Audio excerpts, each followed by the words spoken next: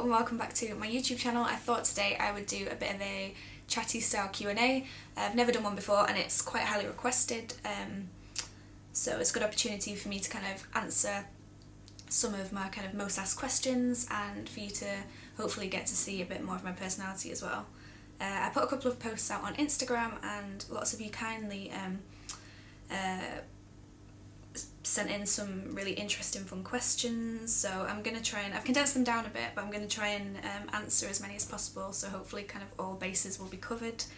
And yeah, I'm in the Hoxton Hotel in Shoreditch today, and obviously there's a guy drilling outside, so sorry if that gets annoying, but yeah, let's get into it. So my first question, and one that was asked quite a lot: who are your style icons and what are your bang styling secrets?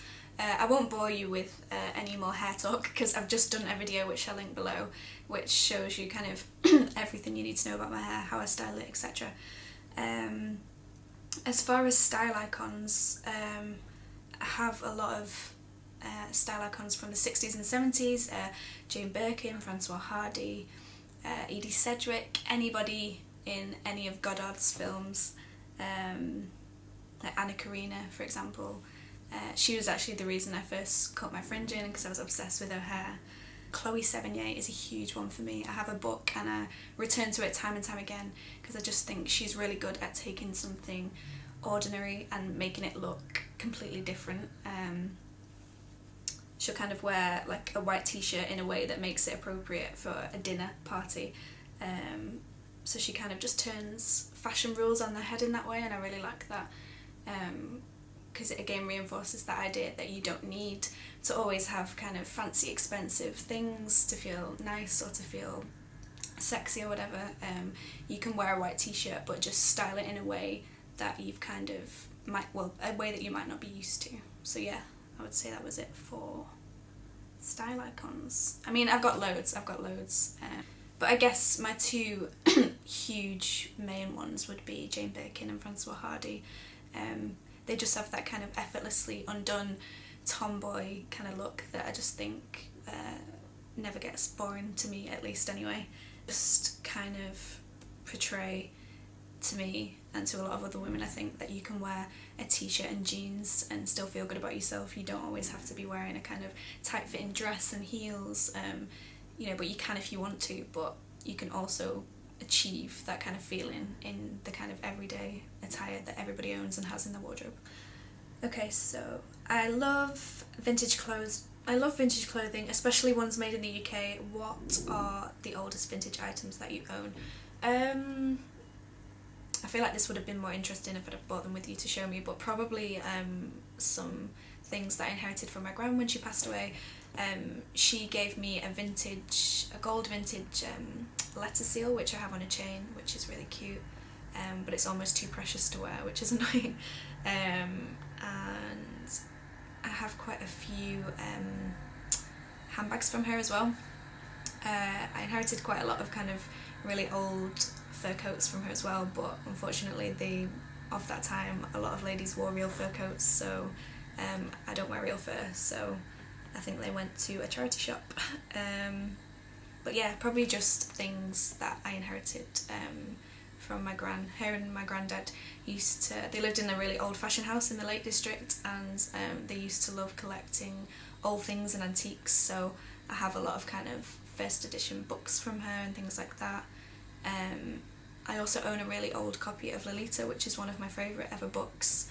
I might have to show you that in a literature related video kind of later down the line, but yeah, that's probably one of my most treasured vintage items. Do you have any ultimate makeup products? I love the way you do your eyeliner. For eyeliner, I swear by the Tom Ford, it's like Ultimate Eyeliner pen. It's a kind of two-sided pen, and it's just perfect for doing winged eyeliner. It's the best thing that I've ever used. It was a Liv Purvis inspired purchase actually. I saw her use it a few times in a live Instagram tutorial, and I thought if she can do it in a live Instagram tutorial, then I am getting that eyeliner. And then it would have to be the It Cosmetics Superhero Lash Mascara. Those two for eyes are just like a match made in heaven. I've never used a mascara that's as good as that one. and it's not, as far as I'm aware, it's not massively expensive either. But I'll link all these kind of things below in case you're interested. Then probably for skin, the NARS multiple stick in Alice that I always use. It's just great for adding a bit of colour, even, you know, on days when you're not wearing foundation. That's a lifesaver. And then just a great concealer probably for on the go. I'm prone to like blemishes sometimes, and I get quite dark circles under my eyes when I'm tired. The NARS Soft Matte Concealer that everybody loves is great. Just, it's a small pot and you can take it everywhere with you, handbag size, perfect. How long did it take for your blog to start off, and did you ever doubt yourself along the way? I was working my kind of blogging life alongside working for a fashion company as a copyright, so I kind of did the clothing descriptions that you see when you shop online. Up until about 6 months ago, I want to say, and I actually just kind of walked out of my job in a bit of a Bridget Jones-esque style walkout. There was lots of reasons. My manager wasn't very nice, the staff turnover was huge, it was a very unhealthy kind of toxic working environment, and blogging wasn't something that I expected to do full time. I never thought that I'd even be able to make rent off it, let alone like be able to live completely off my blogging income. But yeah, it just kind of happened accidentally really. So I still feel like in a way that my blog is still taking off. I think sometimes my Instagram following is deceiving because my blog's actually only a year and a few months old now, I think. So, but yeah, in terms of doubting myself, I still doubt myself all the time.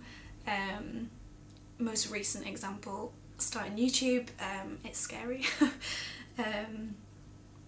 And yeah, even with in terms of kind of writing posts that are a bit more personal, I always doubt whether I'm oversharing or whether people care, or are my outfits too boring, am I not wearing enough colour, you know, all these kind of things go around your head when you're creating something. And I think the most important thing to remember is just to create stuff that you love, and hopefully that will come across in your work. Do you have any tips on starting a blog? I have wanted to start one for ages, but I don't know where to start. My tips on starting a blog would be to just start. It took me until 25 to kind of self-promote. I think we live in a world where we're kind of taught that it's bad to be confident, and it's a negative thing to self-promote, and it does almost feel wrong at first to be like, look at me, look at what I wrote, but it's just part of it and you get used to it. And I think I had a blog secretly for years, and I would just put outfit posts on there and I just wouldn't show anyone, and it was just for my benefit, but I think that's the main thing to remember, that you have to do it for yourself. You have to do it because you love it and because you've got the drive to do it, because ultimately that's what's gonna keep you creating the content, and kind of give you that push every day to get up and write something new and take new photos, and style new outfits. Any other tips? And just be consistent, I would say. I don't think there's any real method to it other than just being consistent with what you make, and what you put out there, and kind of building a trust with the people that follow you, replying to comments, things like that, and just engaging with the little community that you create, I guess. Because at the end of the day, I wouldn't be lucky enough to do what I do if it wasn't for the people that follow me. So I always try and make sure that I'm making time to reply to people, and make content that people are requesting, I guess.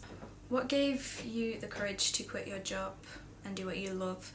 What made you realise that the time had come to change your life?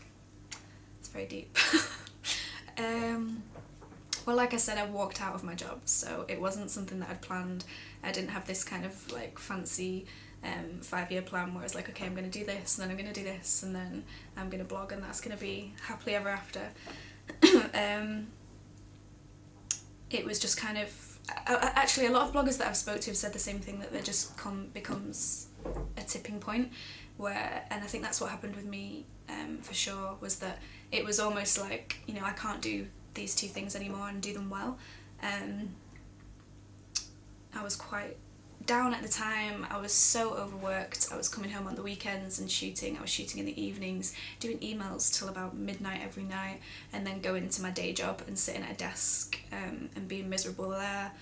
And I just kind of thought, you know, something's got to give. And luckily, when I walked out and left my job, since then, there hasn't been too many scary moments, and I haven't kind of struggled to find work and stuff, and I've just kind of gone into it full speed ahead, I guess. But I know that situation was probably quite rare, but it's just how it kind of panned out for me, and obviously I'm still learning as I go along. How did you grow to find your individual style?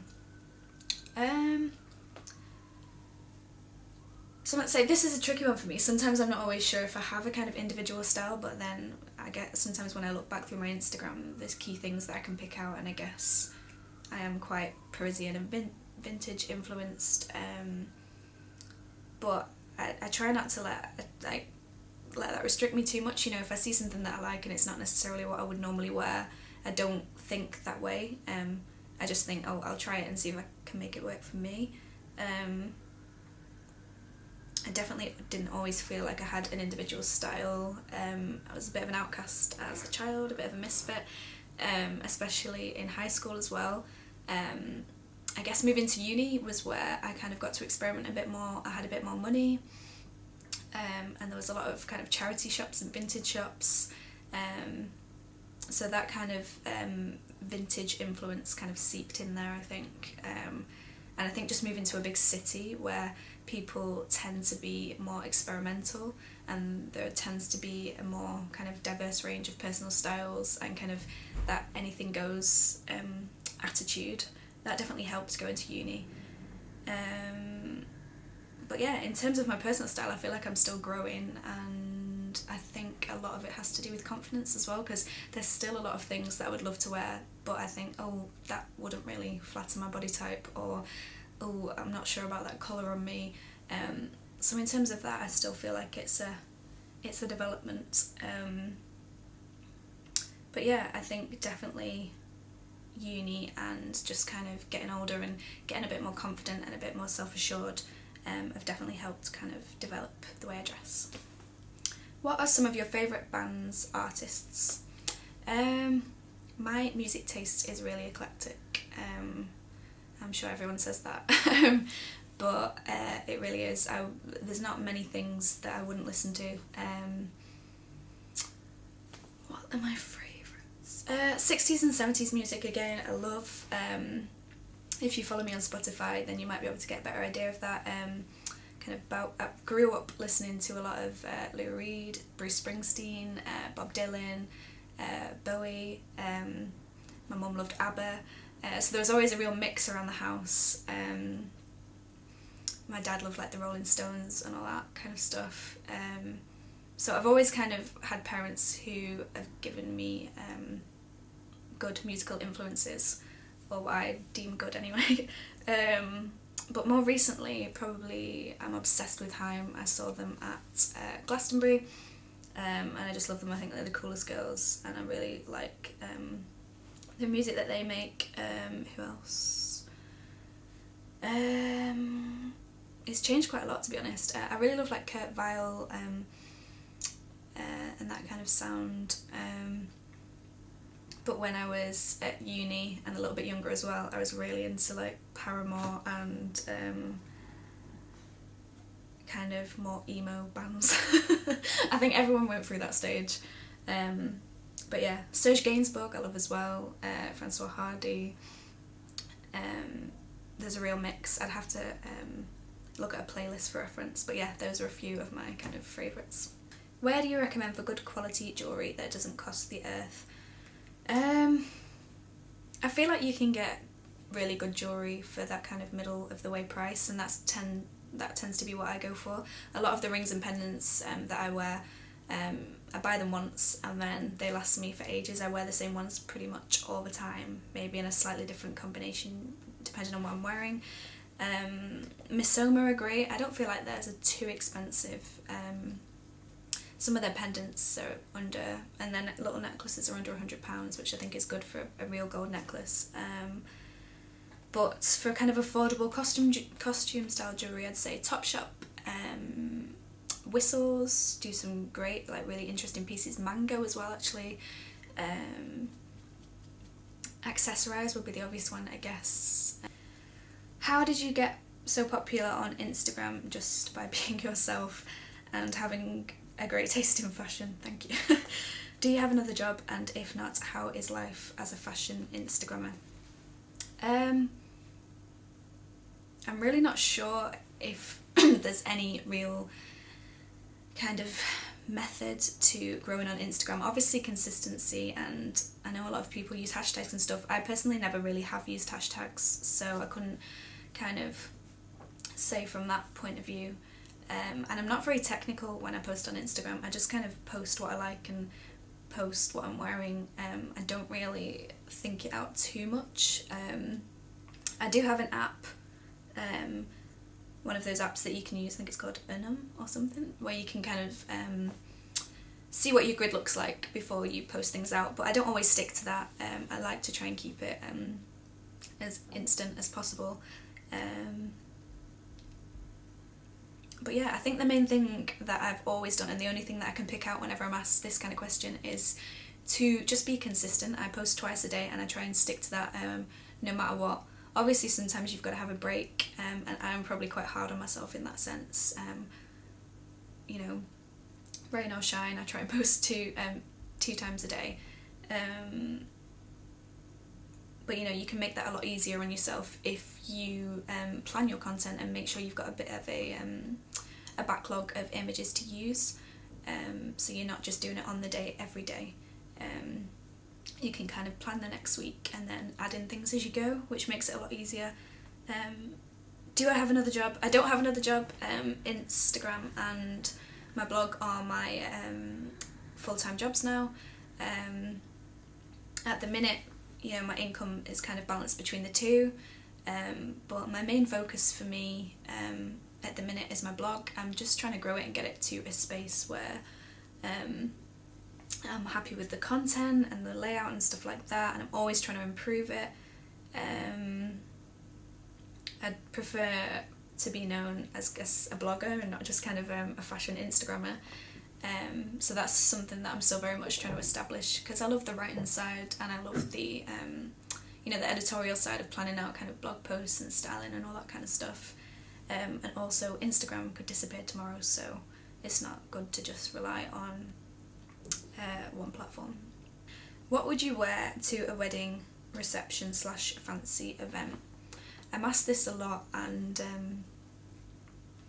you know, it's not something that I'm all that clued up on myself, to be honest. I actually recently did a blog post, I think, on something like what to wear when you don't like dressing up or something like that. I think it was a little bit more catchy than that. But basically I just would always opt for some kind of smart high-waisted trousers. The ones that I wore in the post I think had a bit of a ruffle, and then I wore a ruffled blouse and just some nice pointed shoes. Or maybe I'd wear a midi skirt or a midi dress. That's always kind of my fail-safe for that kind of event, because I think it's not too short, and that kind of flowiness is always nice, especially for a wedding reception. I think maybe you could be a bit more adventurous for a fancy event. I really want to get a two-piece suit, but I'm not sure if it's a look that I can pull off. I love wearing blazers, so maybe that'll be my next experiment to see if I can pull that off. How do you approach finding new makeup ideas, especially how you want your eyeliner to look?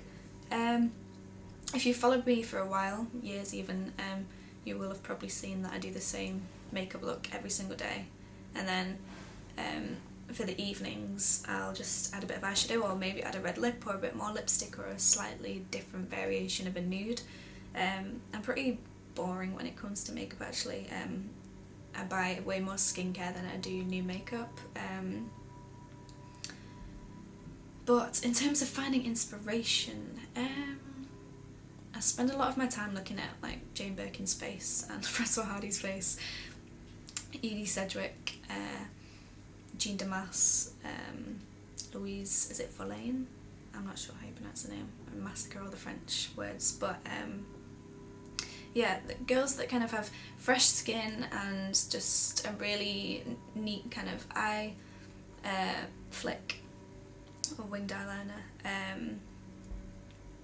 and just really glowy skin, and that's just kind of what I'm endlessly chasing when I'm trying to create a makeup look. And then again, I might be a bit more experimental if I'm going to a party or an evening event and put some brown eyeshadow on, but I am terrible at eyeshadow, to the point where I will just buy the cream pots of eyeshadow that you can get, because you can just smudge them on with your finger and it's like a 2-second job. When it starts getting to like brushes and angle brushes, no, I can't do that. How do you edit your photos? What is the general process behind your photography? Okay, so most things you see on Instagram will either be taken by Adriana, who I work with weekly now. We probably shoot together twice or 3 times a week, probably 3 times a week now that I'm doing YouTube, and we'll just kind of plan out the outfits that I need to shoot, whether it's for a campaign or it's just an idea that I want to get up onto my blog. We'll shoot for the day and then we'll go through the photos, and then Adriana will go home and edit those images and then send them to me, and then they'll go up on my blog. So that's kind of how that works. So my Instagram, I guess it's kind of a mix of my blog photos and what I take on my Olympus when I'm kind of on the go. So it might be pictures of like a restaurant or a mirror selfie and stuff like that. I'll just upload those onto my phone and edit them with Afterlight and VSCO Cam or Visco Cam, not sure which one it is. And that's pretty much it, to be honest. I like the J filters and the A filters, they're my favourites. I like J2, J1 and J5, because I know a lot of people ask me what specific filters, but it changes and sometimes I mix them, so I feel like it's quite difficult to just pick one. And yeah, that's the general process behind it really. Some things I take on my iPhone as well. I try to have a mix. At the minute I feel like I've got quite a lot of blog images on there. I don't like it to always just be blog images. I like it to be a bit of a mix. A lot of people these days suffer with stress, anxiety and depression. Having been through it yourself, I would love to know some things that keep you mentally healthy. Okay. Well, I think the important thing to say before I go into this is that I'm in no way a mental health expert, and you know, things that might work for me might not necessarily work for somebody else. And also, if you are kind of clinically depressed or you suffer with really bad debilitating anxiety, then just kind of general things like taking exercise and having a bath at the end of the day, they're not going to help you, and you know, they're not going to help you long term, and a lot of people do require medication and things like that, and that's something that I went through in uni. I had a bout of depression. Luckily I don't think that I've had real depression since uni, but that was something I was on medication for back then, and then since then I've kind of suffered with anxiety on and off, especially in the job that I do. I feel like anxiety raises its head a lot, especially this year in particular, because I feel like with new experiences come a lot of new generated fears, a lot of unknown and a lot of kind of unfamiliar situations, like travelling to new places, meeting new people, which is a kind of constant with my job now. But yeah, things that I do to keep myself mentally healthy. A lot of the basics really. I try to, you know, if I'm not feeling like getting up and going out on a day, I'll do it anyway, even if it's just to get coffee. I'll try and make sure that I'm socialising at least once or twice a week, that I'm not just kind of, because I tend to be a bit of an introvert. I'm one of those people that are quite happy with my own company, and I can get on and do work and stuff like that, but then it sometimes reaches a point where I'm like, okay, I've not had human contact for 3 days, I need to go outside. But yeah, I think it's different for everybody, and I think different things work for everyone, but they would be the main things to kind of move more, go outside, see friends, socialise, and just do a bit more of what makes you happy each day, I guess. I love what I do, and I think that has made a lot of the negative feelings fade, I guess. Since I started blogging full time, I don't worry as much or dwell on things. What's the craziest thing you've ever done in your life? I'd love to have something really crazy to say, but I don't. probably walking out of my job, I guess. I didn't think I'd be that person who would just like, I literally just grabbed my pencil case. That sounds really nerdy. I literally just grabbed my stuff and just walked out. It had got that bad that I was just like, do you know what? New start, new beginning. Enough of this. That's probably the craziest thing that I've done recently. Hopefully there will be more. I noticed you have the Olympus pen EPL7 and wondered if you're happy with it. I'm thinking of getting the same, and I wanted to hear your thoughts. I think it's a great starter camera, especially if you are like me and when you're starting out you didn't really have much experience with cameras. I've used a lot of film cameras in the past, but I'd never used a proper camera, so you know, going straight for a DSLR camera just wasn't going to be for me. And it's also really compact, and it has Wi-Fi, so you can take it around with you, you can upload images on the go, so it's great at just taking your Instagram to the next level, I guess, in terms of kind of quality. So yeah, I would definitely recommend it. I just recently got a 45mm lens for it, and now it's so much better for outfit images. Before I was just kind of using it for mirror selfies and product shots, and I couldn't work out why it was so crap for kind of like portrait and outfit shots, but the 45mm lens has revolutionised that for me. How long will I keep it for? I'm not sure. I might upgrade next year and trade it in for something else and sell it maybe, but for the last couple of years and as a starter camera it's been just ideal and perfect, and I've had no problems with it at all. Do you get inspired by old Hollywood actresses like Bordeaux, Karina, etc.? How can I style my outfits with a more 60s, 70s vibe to them? Yeah, I love Anna Karina, Bridget Bordeaux when she was younger, beautiful. How could you style your outfits to be more like 16, 17s? Okay, so striped top is a big one, like a Breton top. I feel like Anna Karina, Bordeaux, Jane Birkin, they all wore stripes and a Breton top. They're also really affordable. You can get Breton tops high end of the spectrum, and you can also get them in places like Primark and New Look. So they're really accessible to everyone, and they suit everyone as well. I think personally, stripes anyone can pull off. I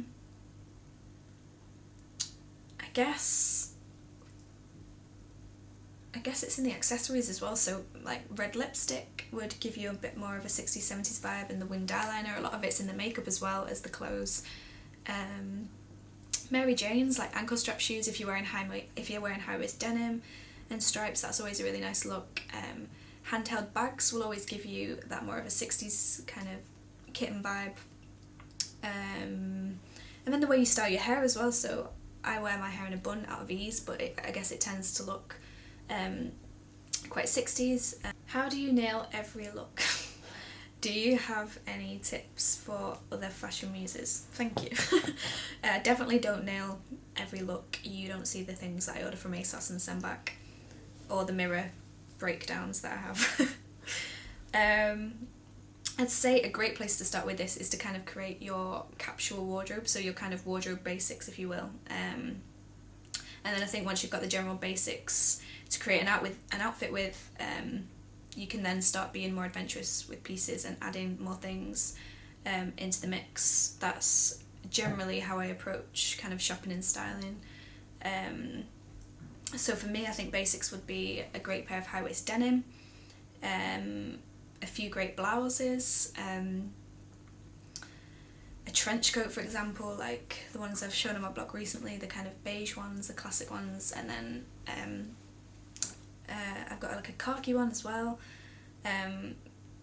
They elevate a look, so you can wear a dress underneath them, or for the evening, or you can wear them in the daytime with jeans and boots, etc.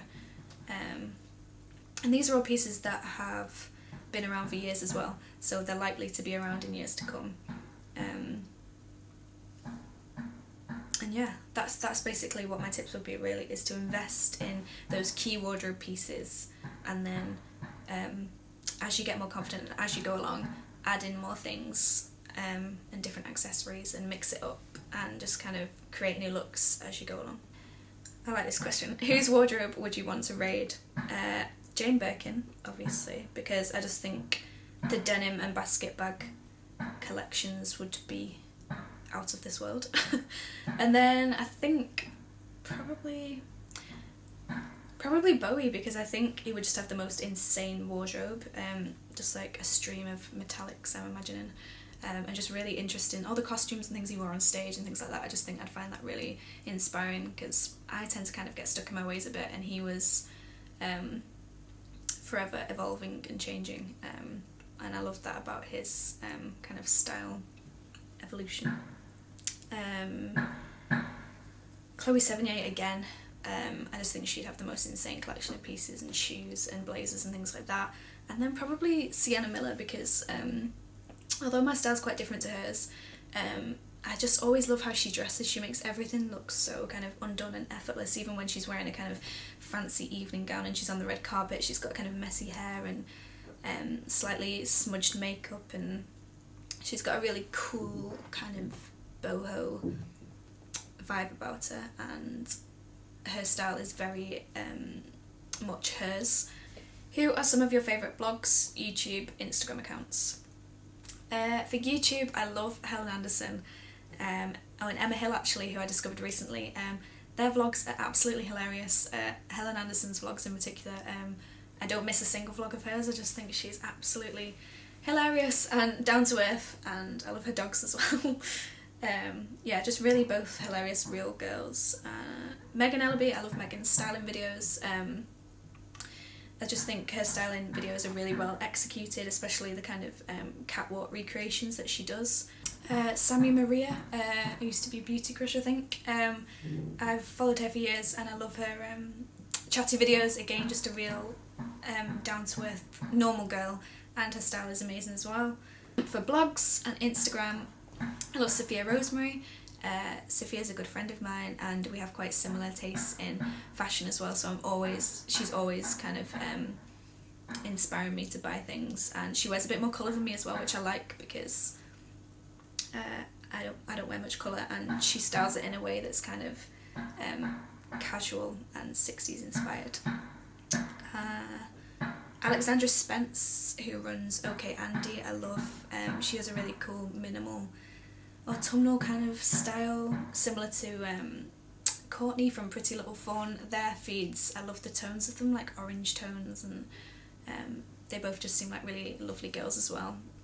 They're always kind of doing chatty Instagram stories, which I like, because you get to see a bit more of the personality behind the blogs. If you had to start building a wardrobe on a limited budget, what key pieces would you invest in?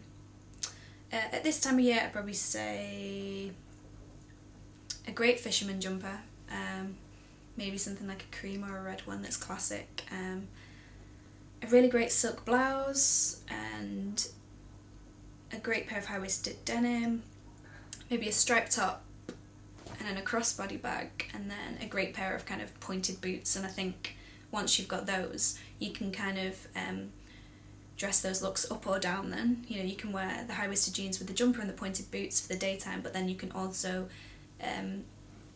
switch it up with a silk blouse and pointed shoes and the crossbody bag, I guess, or maybe even a little handheld bag. How far ahead do you plan your blog content, and how often do you schedule photos? I'm not sure if I mentioned this in another question, but I like to try and keep a week ahead if I can. So now it's what day are we on? I'm going crazy. It's a Monday, and I've pretty much done this week's blog post, so they're kind of scheduled, ready to go, and I'm writing next week's blog post. And that's kind of the way I like to keep it, because I just think if I get a campaign in or a last minute job, then it's then not kind of tangling into everything else, and you've kind of always got that content there ready to go, so you can kind of stick to your schedule. My schedule at the minute is around 3 blog posts a week. I try and stick to that as close to as possible, and 1 Instagram and 1 YouTube video, although I'm still finding my feet with YouTube, so we'll see how it goes. How often do you schedule photo shoots? I shoot around 2 to 3 times a week, but again it really depends on schedule. It depends if I'm travelling that week, so it's just a lot of blogging is just trying to be as organised as you can, and if I know that I've got a trip coming up or something like that, I will schedule in double the amount of shoots the week before, just so that I've always got that content ready and raring to go. How do you find pieces that suit your body shape, and what are some of your favourite authors? I think I've already mentioned the authors part, but in terms of pieces that suit my body shape, I think at 25 I've kind of tried it all, and definitely experimented a lot when I was younger as well, so I've kind of come to terms with what I think suits my body type anyway, which is something that kind of fits nicely at the waist, so something high-waisted. It always makes me feel at my best, and then kind of boxy blouses, something kind of baggy on top, and maybe something low cut. I don't have much going on in the boob region, so I find that V-neck blouses and low cut things are quite flattering. Not that they wouldn't be if you didn't have big boobs as well. I just quite like that look of like kind of showing a bit of my chest, I guess. Especially with high-waisted jeans, I think that's just like quite a classic nice look. And then yeah, I don't know if I would stick to things that suit my body type as much. It's more kind of what I think suits my style and the way I want to dress. I don't try and get tied down with body type too much. What are your go-to mascara and lipstick brands / colours? I think I mentioned the mascara that I'm using at the minute earlier. In terms of lipstick, I only really wear nudes and then sometimes a red lip if I'm feeling fancy. I love NARS, Bobbi Brown, MAC all have great lipsticks. I use what do I use? MAC, is it Persistence or something like that? You can put it on, a couple of layers of it on, and it looks like quite a dark deep red colour, almost like a brownie nude colour, but then if you just dab it on your lips, it's a really great nude as well. And my tip is I normally will put a nude lipstick on, or dab it on a bit, smudge it in, and then I'll put a lip balm over the top, because then it's kind of comfortable, it's relaxed, and I can wear it all day and it wears off nicely. And then if I'm going out, I might put a little bit more effort in and do a lip liner. I like MAC, I think it's Boldly Bare, but I'll link that below. And I'll link some of my favourite nude shades below as well, because I can't think off the top of my head of any more. And last question, I'm like dying now. Where are your favourite places to shop? I'm not sure if this is like high street or just generally, so I'll just go for kind of generally and try and include both. Favourite places to shop at the minute, and other stories, no brainer. They just have everything that I want to wear, and they have a great knitwear and great shoes, great bags. I feel like I could get a whole outfit in there and be completely happy and feel completely myself. Mango, so affordable, and I feel like a couple of years ago if you'd have mentioned Mango to me I would have been like and now I just love Mango. I can't get enough of Mango. I think Mango is pretty much what I wore all summer, and their autumn winter collection's looking amazing as well. They have so many nice checked pieces, checked coats, and it's just affordable as well, and they really look like high-end pieces. Topshop's a great one, although I do feel like I'm growing out of Topshop a little bit sometimes. I don't shop there as much as I may have done when I was younger. H&M is great for basics. Again, great coats, great jumpers. Let me think. I love Whistles. Whistles are a bit more, again, I guess like middle of the way, but you get what you pay for, and the pieces that I have from Whistles, like my patent boots that I wear all the time, they're still in perfect condition, and I wore them to death last winter. And they have great coats as well. I keep saying coats and knitwear, but all these places do have great coats and knitwear. And yeah, I think they're pretty much the top ones. I love Sandro as well, for bags especially. And they have some great blouses and stuff, although I don't have one near me, so it's not a place I can kind of go in and try stuff on. So that is it for all your questions. Hopefully you found it interesting, and hopefully everybody who sent one in has managed to have their kind of topic covered more or less. Sorry for the noise outside. Obviously I can't help that, but sorry if it's been distracting, and sorry if I've been looking down at my phone the whole time as well. But yeah, I am a bit delirious now from answering all those questions, so I'm gonna go, and I'll see you in my next one.